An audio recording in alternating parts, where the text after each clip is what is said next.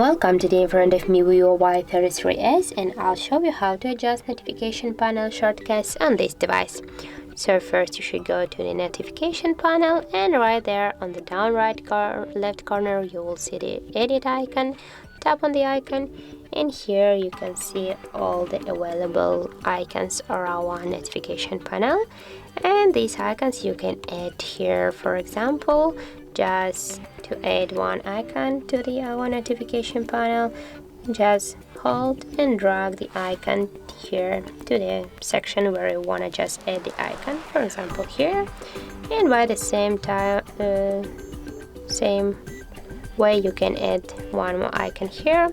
If you want to just remove the icons, for example this one, just hold and drag it here to this down section, and by the same way you can remove 1, 2, 3 or whatever you want icons. Also, if you want, you can change the position of icons on your notification panel. Just hold and move it to the section, to the position where you want to just add your icon.